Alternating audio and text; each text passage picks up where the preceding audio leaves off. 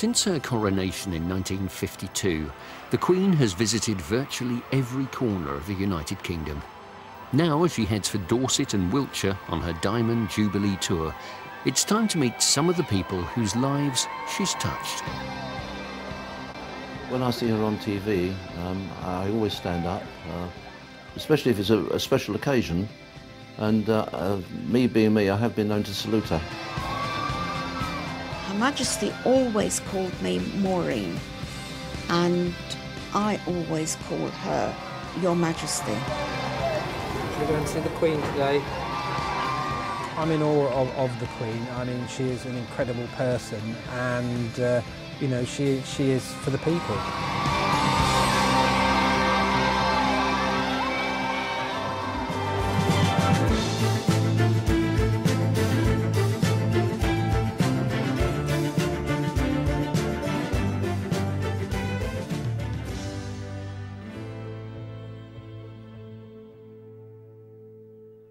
The quiet market town of Sherborne in Dorset is getting ready for a visit from the Queen. She's coming by train, and there's a genteel buzz in the historic town where Sir Walter Raleigh, a favourite of the first Queen Elizabeth, made his home. Everyone is hoping for that brief encounter. Should be a nice busy day for us. Hopefully. Yeah, it's very exciting. You never know, might get the Queen in. Bacon sandwich. Yeah. Fit for a queen. I was going to find out what time she's coming and where I could possibly be able to sit. I might sit in the Invalid places over there. We're planting the viola all up into the beds, ready for the Queen's visit. Yeah. She's done marvellous for this nation. Serene, fantastic, hard-working. If she comes in and she has a problem with her Rolls Royce, Beaver Cabs are more than happy to give her a lift up the South Street in the front of the Abbey. Free of charge, I think, that one.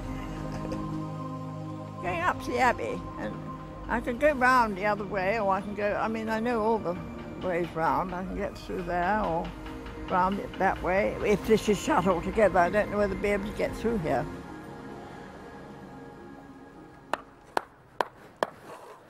"30 miles away in Wiltshire, the city of Salisbury is putting the finishing touches to a day people have been planning for months, making sure that every last detail is, well, fit for a queen. And on the cathedral green, it seems that everyone is hoping for that bird's eye view. These are great bustards. They're a community arts project which has been developed for Warminster villagers. We hope she's going to be so enamoured by what she sees over here that she'll divert her journey and come and see us. Inside the medieval cathedral, ancient stones are swept, tables are polished, and spiders brushed aside. Anything which looks a bit unsightly, you've got to move. That's for cobwebs, high cobwebs all the way around there. So you have to sort of dust a bit like that, really. There are specially picked flower arrangers. I think they put the names into a hat on Thursday, and we just happened to be drawn. Couldn't believe we were chosen. I couldn't believe it. And in charge, one of the world's top floral artists. I'm really fortunate in that I've been asked to construct the posy that's being presented to the Queen tomorrow afternoon, and I'm hoping that enough of my pink lily of the valley from the garden will be out, and I'm mixing that with some blue bradias and also some spring flowering hellebores and bluebells and forget-me-nots, which I think she will enjoy. Michael's Salisbury garden is a rich source of in-season English flowers. I'm going to cut some forget-me-not for the Queen's bouquet tomorrow. Now, it's very soft-stemmed. I think the blue flowers will look lovely with the pink roses I've got already. And those few very precious pieces of pink lily of the valley. Pity she wasn't coming next week, there would be a few more. But it smells lovely. The posy is going to be handed over to the Queen as she leaves the west front of the cathedral. She's going back to the station then by a young carer from somewhere in Wiltshire. Lunch will be served at the Rifles Regimental Museum in the Cathedral Close. And with just 24 hours to go, they're busy preparing a quiet room for the royal party to relax in between official duties. This is putting the chairs out now, because this is going to be the retiring room. So we've put in the comfortable chairs like we've been asked to, and we've been putting the upright chairs like we've been asked to. And who sits in them? You know, the door's shut, and they'll be able to sort it out amongst themselves, I'm sure. And of course, no royal retiring room would be complete without a conversation piece. Change of scenery, old chap. They may not have a corgi, but they do have Bobby, a 130-year-old heroic dog from the 1879 Second Afghan War. He got shot in the back and got separated from the last 11 who were eventually killed at the Battle of Maiwand. And then he found his way back to the rest of the regiment. The Queen's going to be meeting him tomorrow, and previously, well, just over 130 years ago, Bobby met the Queen's great-great-grandmother, Queen Victoria. Well, Bobby may not be feeling the pressure, but the others are. I'm Kate Jarvis, I'm the head chef and I'm cooking for the Queen tomorrow. I think I'm more nervous about meeting her than actually cooking for her. I only found out the other day, they weren't going to tell me until the day, but apparently I'm being presented to her after the meal. Which I'm very nervous about, actually. When I was a child, I was useless at cooking. When I was at school, I failed all my cookery classes and everything, but then I just got the thing one day and I wanted to do it and trained for about 3 years, and here I am now, cooking for the Queen.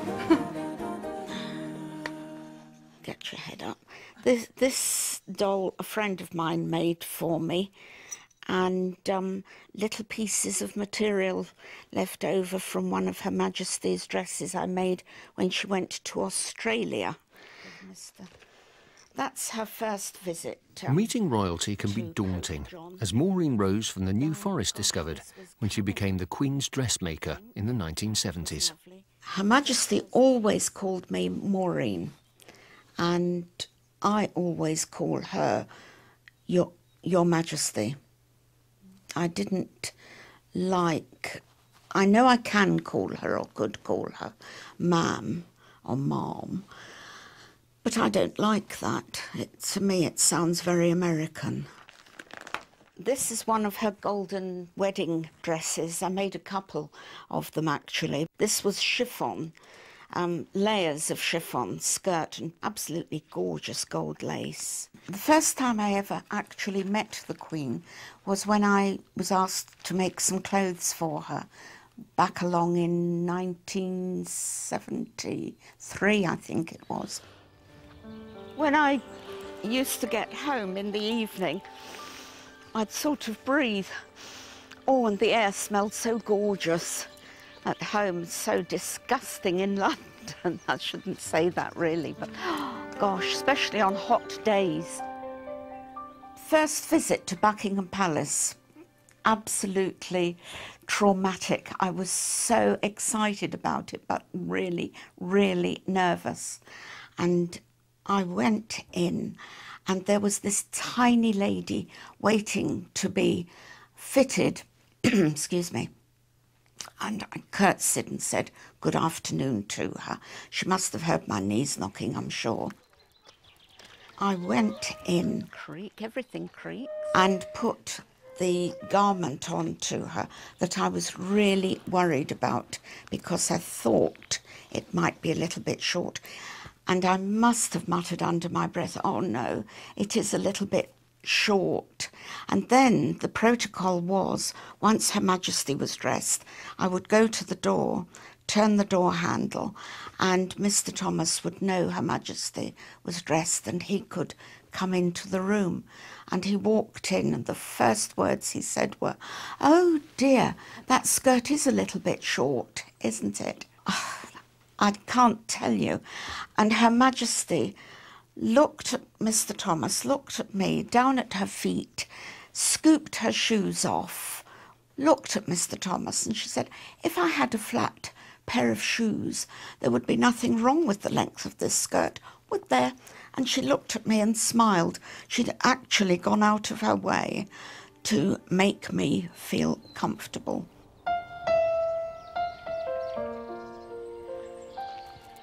This is the prefab where I actually made the Queen's dress for Prince Andrew's wedding, would you believe?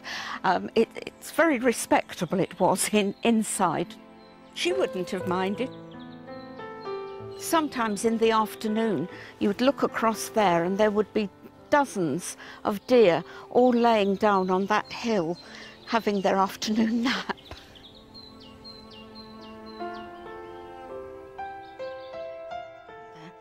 There you are. Now we have left to right the King of the Belgians, King of Spain. She's one of the nicest, most thoughtful people you could ever wish to meet. The Grand Duke of Luxembourg. It's just an absolute pleasure to do anything for her. Queen Beatrix of the Netherlands. She would say, "Thank you for coming and giving me your time." Well, what a thing. I couldn't think of anything better that I could do than give the Queen my time. Goodness me. Listen carefully for the introduction. We're going to sing the song. You ready? Here we go. It's the Queen's Jubilee. Meanwhile, back in Sherborne, 8 local schools are practising a specially written song. A few weeks before Easter, I was asked if I would write a song to commemorate the Diamond Jubilee, which I was real privileged to be able to do. For 60 years she's reigned over the nation. Today is just an opportunity for us all to rehearse together and to make a lovely sound and hopefully give the Queen something which she can remember the occasion by. One 8-year-old guaranteed to remember it is Leah. I've got to hand over some flowers to the Queen because she's a part of the royal family and she takes care of the world. An example for the whole world's population. We've been told that she likes to be involved with anybody she meets, so she'll want to ask the children questions about what's on their displays rather than just standing and listening to somebody. She wants to interact, so that's going to be quite nice for the children.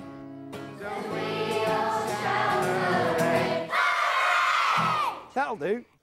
If I stuck it on you, you would be much better, wouldn't you? As the children look forward, Maureen looks back with affection on 30 years with the Queen.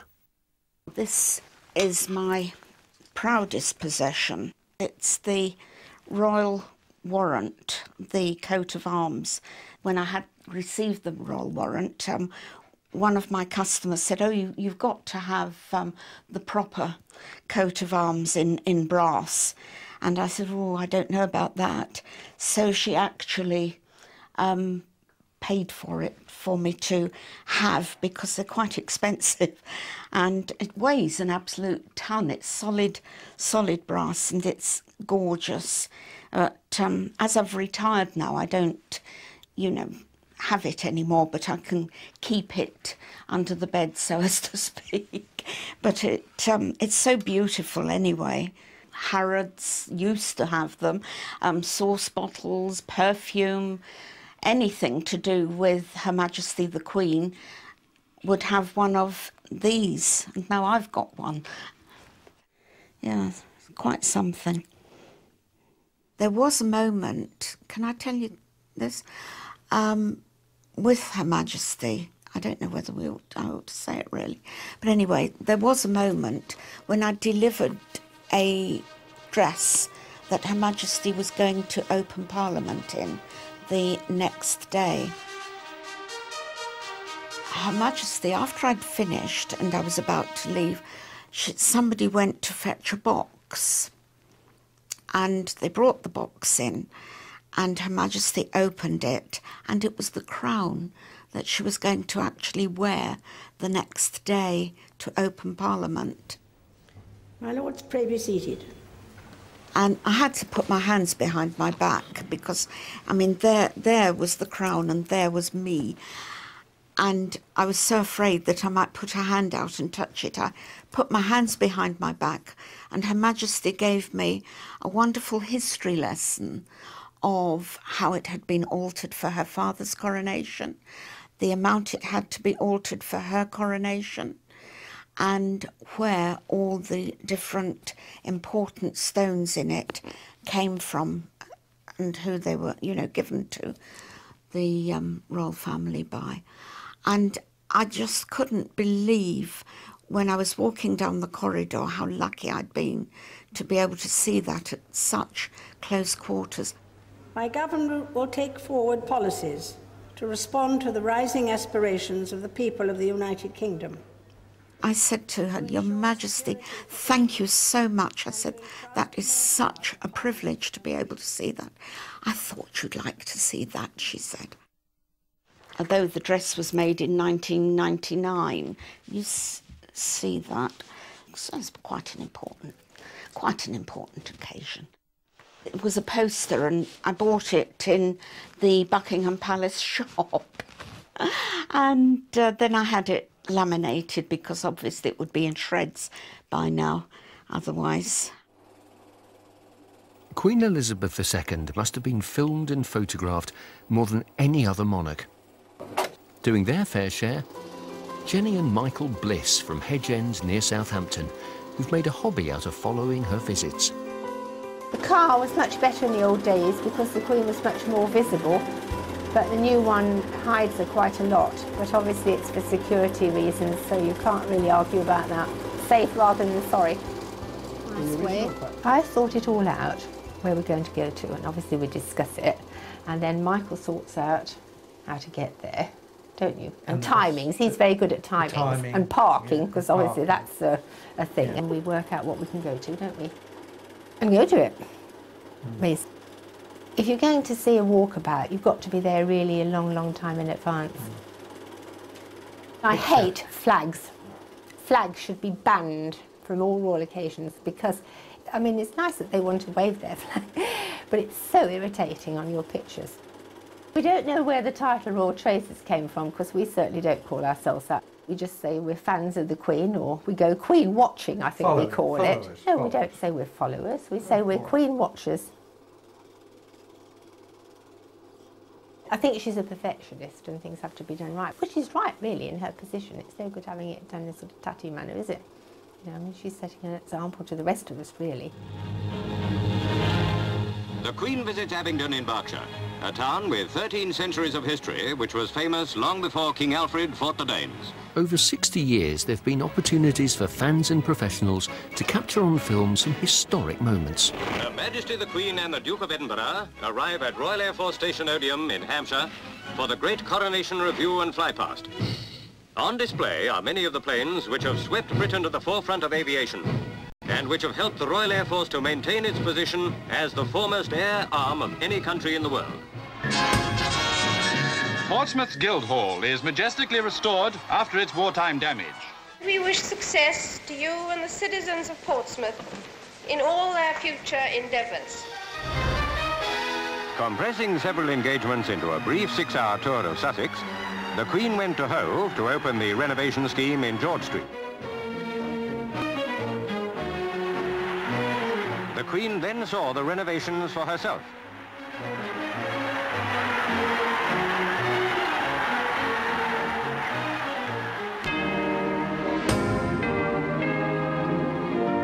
It stands commandingly upon Stag Hill, Guildford Cathedral.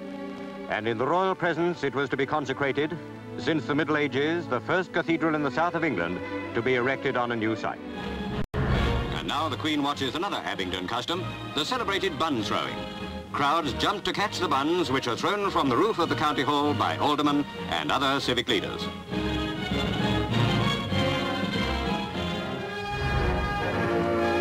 Visiting Winchester for the 800th anniversary celebrations of the city's charter, the Queen and the Duke of Edinburgh are welcomed by the boys and staff of Winchester College, which is itself nearly 600 years old.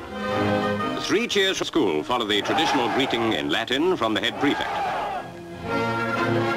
Medals from the Queen for outstanding pupils.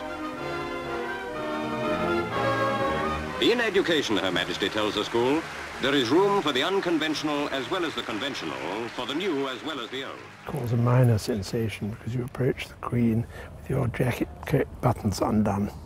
I couldn't do them up. It was too small for me, about 3 sizes. It had been bought for the coronation 3 years before.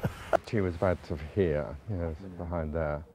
I remember it as a remarkable day and getting this very handsome piece of silver from Her Majesty, which I have kept ever since and shall keep till I die.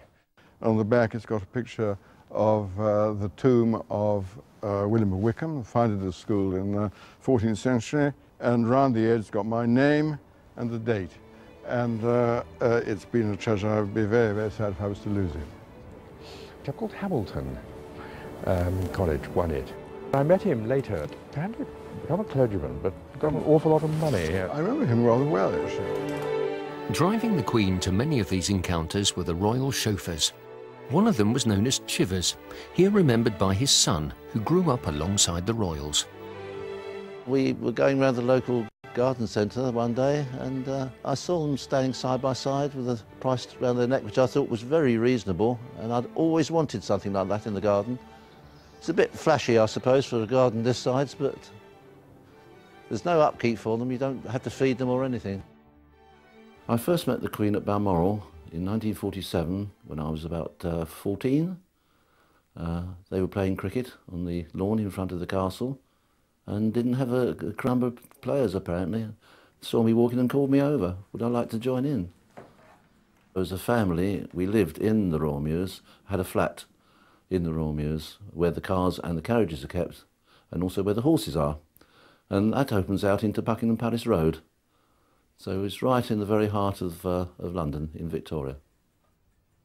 These are some of my father's old driving licences, the days when they used to put stickers in, so you have a whole load of stickers here for each year. And they have his address in, which is Royal Mews, Buckingham Palace. He was very close to her. She looked at the back of my father's head for so long, sitting in the back of the royal car. That's how close he was. And also, of course, at Christmas times, they have every single member of their staff in, from the highest to the lowest, and they're all interviewed and given a present. And the funny thing that happened to my father was that in the first Christmas he was there, which was the Christmas of 1945, his name was called out and he went in, and because he hadn't been there very long and he wasn't used to them at all, the aura was still there that this is the royal family.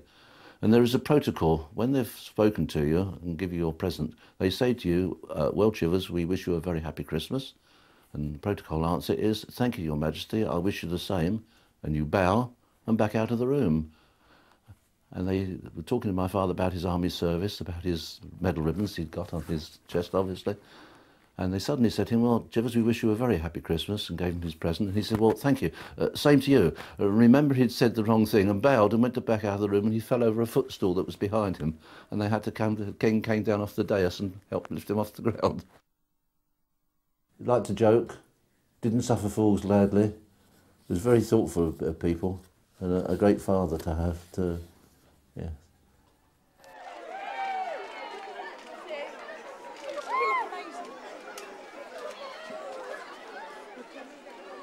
You see, they've been brought up to this. You or I couldn't do the job, I don't think, because we're not. It's got to be in the blood.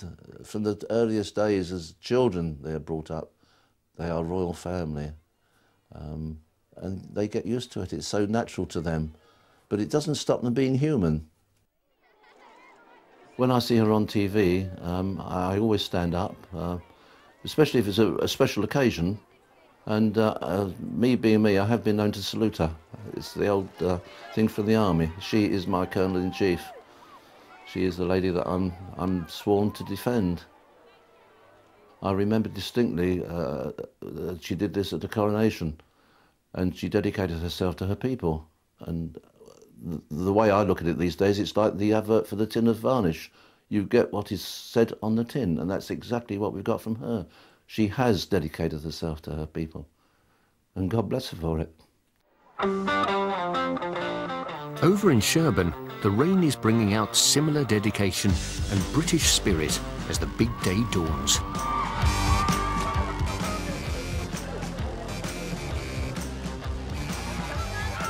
I think it will be the only chance that I'll get to see the Queen in my life. We think the Queen's corgis are close to her heart, so we just thought that she'd enjoy seeing them if she does, which hopefully she will. We're enjoying seeing her, so she can enjoy seeing our corgis. We really respect what she's done for this country and the service she's given, and she's continuing to do. She's quite a remarkable woman for her age. And I'm here to keep her under control. The highlight of the visit? Meeting some of the county's specialist food producers, including the makers of the famous Dorset Blue Vinny cheese. There, that looks super, doesn't it? Well done. Oh, she's just amazing, isn't she? She's just, I mean, I don't know how much she We pay her every year, but she's worth at least £1 or even more of everybody's money. Dorset Blue Vinny is produced near Sturminster Newton by a father and daughter team who've been asked to contribute something to a royal hamper, which will be given to the Queen during her visit.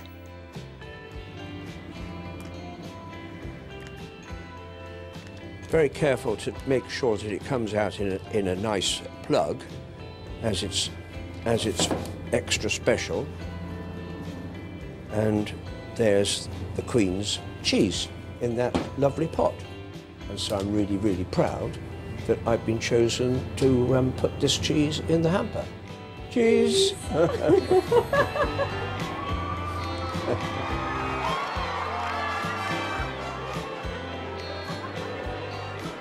And literally putting the ham into hamper is Louise Trowbridge, who breeds rare breed Berkshire pigs.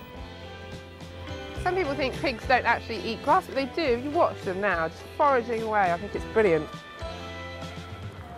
What started just a year ago as 2 pet pigs for the children has become a brand new company called the Uncommon Pig. Don't you think they're beautiful? Look at their eyelashes. I think they're just such handsome piggies. And Queen Victoria was one of her favourite, supposedly her favourite breed, so it'd be interesting to see if that's true. I'm presenting the Queen with a hamper of the Dorset produce, so quite an honour and occasion, really. Yeah.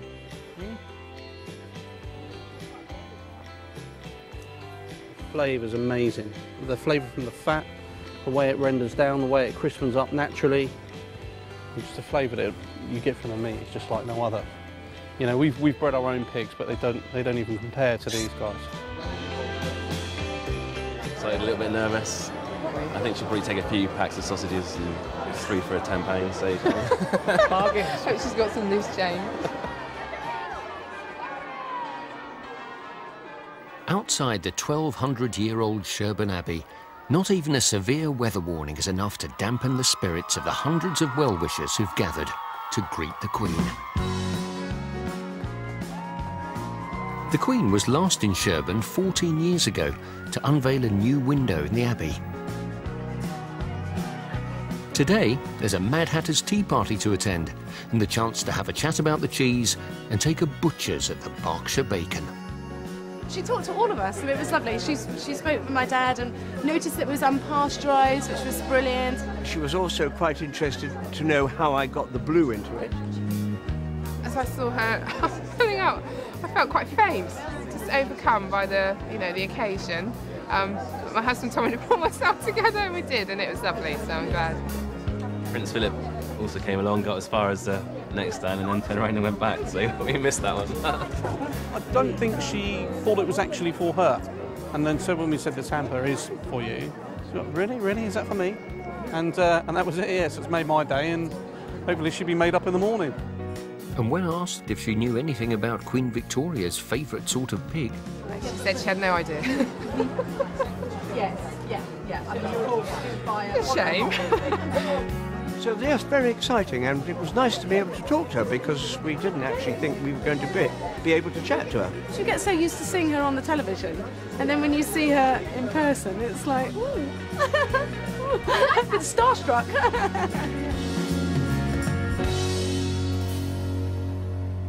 that's enough from the grown-ups. Always on hand to outshine them and definitely, well, outnumber them, hordes of school children.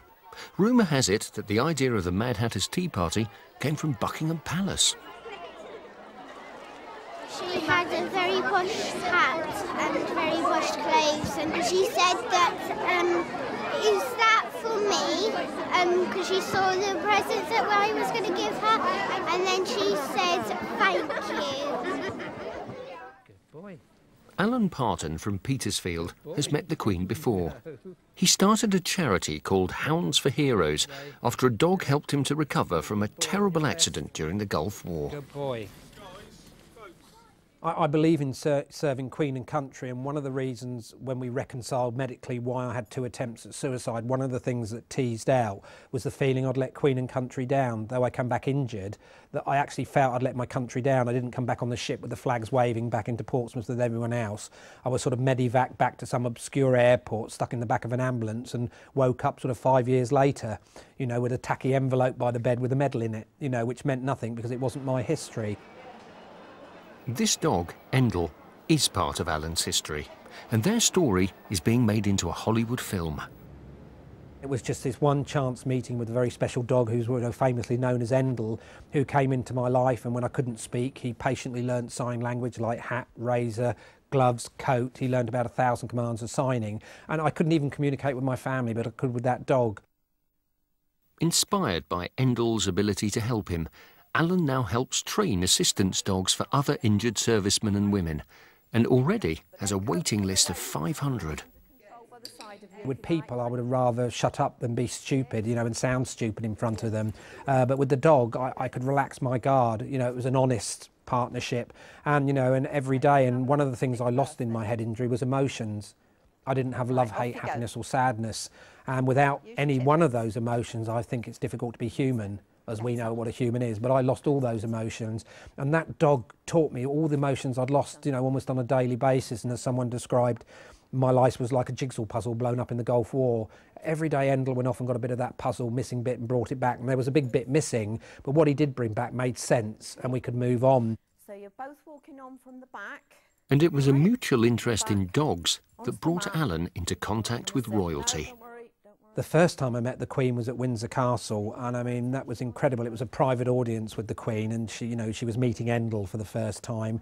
She has a natural love of dogs, you know, and we were on an equal playing field there. You know, it doesn't matter if you're the Queen or the poorest man in the world, but, you know, the love of animals is a very levelling. And we got talking about the dogs, and it was something very, very wonderful and magical to be at Windsor Castle, you know, with the Queen, the one person, you know, you swear the oath to serve, and, you know, no matter what way you look at it, you're prepared to put your life on the lap, you know, which more, you know, so many have done. Our second meeting with the Queen was when we opened the British Legion headquarters up in London, and the first question she said was, where was Endel? And he had just retired. He'd got to that age where, you know, I had to accept the fact he'd retired. And she said, have you got a new guy? And I said, yes. Well, where is he? I said, well, he's a bit too young to bring. Quite recently we had the privilege again of meeting the Queen at Westminster, and she came over to meet the boy, and there's a lovely picture that captures that moment. I mean, a genuine smile, you know, that she got to meet, you know, Endel Jr. That's it. Nah, that behind. They wouldn't cross in front of a wheelchair, would they? Change sides. I'm in awe of the Queen. I mean, she is an incredible person, and she is for the people. You know, For a few seconds when you meet her, you can forget you're actually talking to the Queen. She is a lovely, lovely person, genuinely so, and she will, you know, will find that common ground, and I'm very fortunate to have, you know, our common ground is the love of our dogs. Well done, Bill. I'm glad to meet someone who gets us told off as much as me. These are the Puppy Foundation assessment certificates, and it's, you know, to show the puppy parents what they've achieved. So I'm really proud to give these out. There you go, Roma. Well done, both of you. Excellent. Well done. You should be, you know, that is. If I'm asked, is it, you know, is all this worth it? You know, when you get these little moments every second of it, you know, would I sail again knowing what I know today? Well, I would without a second's doubt. You know, I look at my family and think, well, I'd put them through and what they've been through. But yes, you know, service to Queen and country is what it's about. In Salisbury, that service to Queen and country manifests itself in medieval jousting as a period festival entertains the crowds. No time for that, though, for Chef Kate Jarvis. I don't know. Slightly nervous, but I think it's going to go okay. We've prepared really well, so it should be fine. They were here till late last night setting up all the tables. Looks amazing, actually. I think it's all about ready now. On the menu for lunch, breast of chicken, spring vegetable broth with sugar snap peas, asparagus tips, and for pudding, rhubarb fool.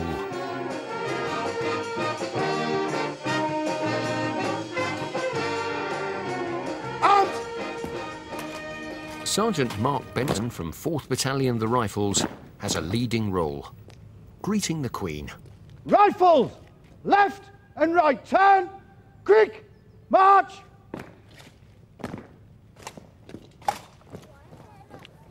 And 2 people are up at the crack of dawn to watch him, his wife and daughter. Jaden's dad is in the Rifles and he's doing the Royal Salute to the Queen. So we want to see him and obviously the Queen as well. Go!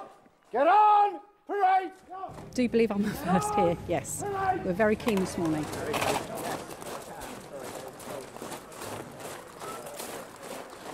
I've just always wanted to be in the army. I've been in the army since I was 16.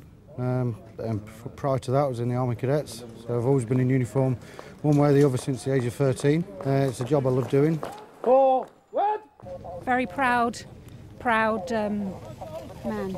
Halt!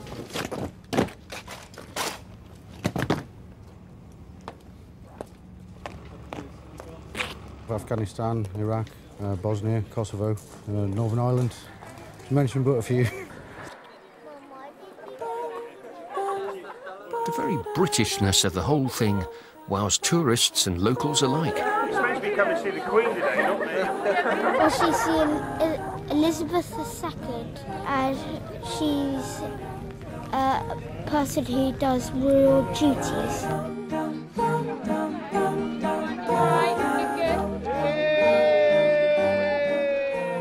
Honoured to have her here. We're very honoured to have her. And the weather's improving, so that's good news. Yeah. Very good news.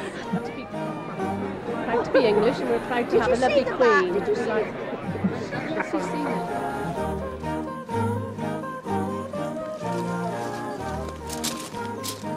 Hello, Maureen. Hello, pleased to meet you. Hello there, hi there. Maureen was the Queen's dressmaker for 30 years. Oh, wow. Just a short time. Does she still go back to you a little bit? No. Isn't she looking smashing these days? Yeah, she's amazing. She's amazing, isn't she? As Alan and Maureen wait in the front row of the crowds at Salisbury, swapping stories, with Maureen preparing to be our on-site fashion correspondent, a short way away, Jenny and Michael Bliss are trying to find the best place to stand. I haven't counted the amount of times I've been to see the Queen, really, but I know it's a lot, and particularly in the last year since I retired from work. It's really important to get to the right spot because I want to get a really good picture, because that's the whole purpose of the exercise, is to get a good view of the Queen. But my husband does the cine, and sometimes he gets brilliant shots. Don't you? Sometimes, yes.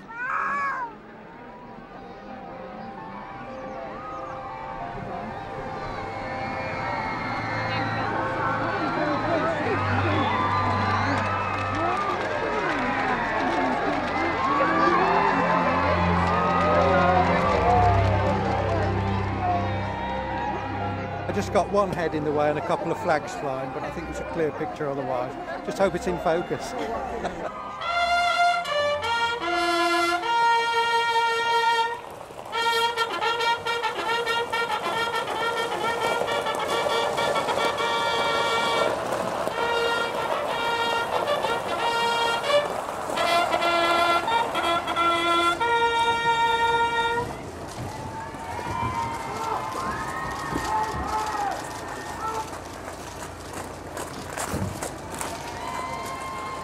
And now, as the royal car reaches the Rifles Museum and lunch, Maureen and Alan get their first peek. So, Maureen, what's the verdict? Nice colour. I had a wonderful view of Her Majesty.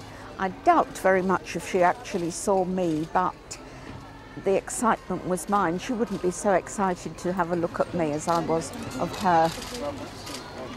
Lovely colour, isn't it? It always looks so nice in that colour.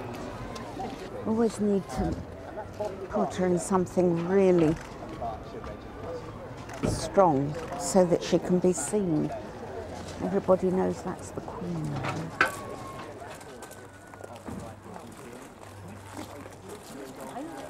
She had a dress on, a pink dress and a pink hat. The choice of outfit is a definite crowd pleaser.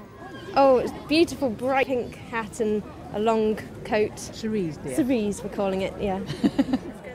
I saw her and her suit was absolutely beautiful. We stood down there, but I hope to get a better view when she comes out. Wonderful, Queen looked beautiful. Soaked. I'd do it again tomorrow. Fantastic. I saw my daddy. He was standing still and marching and shouting at the same time. Luckily, when meeting the Queen, he sticks to the standing still bit. I haven't spoken to him since. He looks very nervous, but very proud. Meanwhile, the royal chase continues. We just want to get over there to where they're going to go into those tents after lunch. And because she should walk between the two tents, you see, so you get a better picture, obviously, when she's walking than you do when she's going past in a car.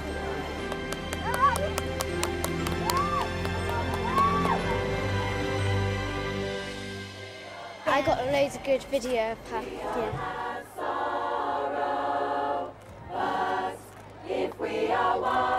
I remember when I was a little girl, when she was crowned, and I'm from Liverpool, and we had a big street party, and she was so young and in that lovely golden coach, and now to see her today, you know, it's nice. 60 years is a long time, isn't it? It won't be long till I'm gonna need somebody to lean on.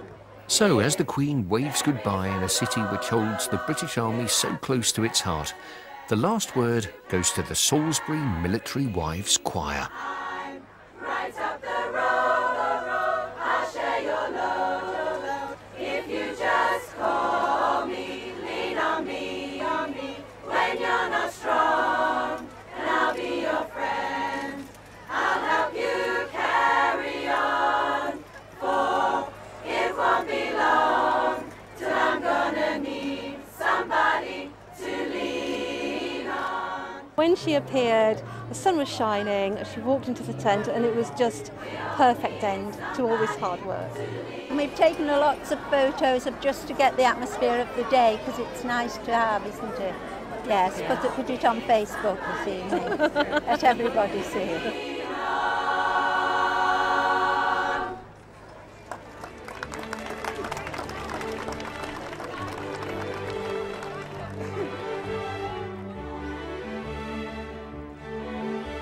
I think my proudest moment must be seeing the Queen driving back to the station with my posy on her lap.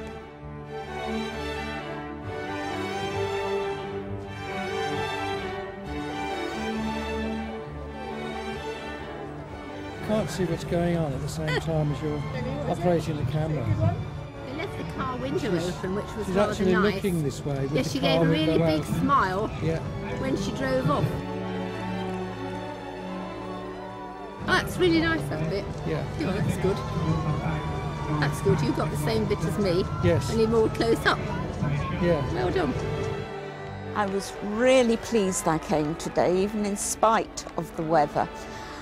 It was absolutely a privilege to be able to see Her Majesty again. It's just been magical, really. Thank you.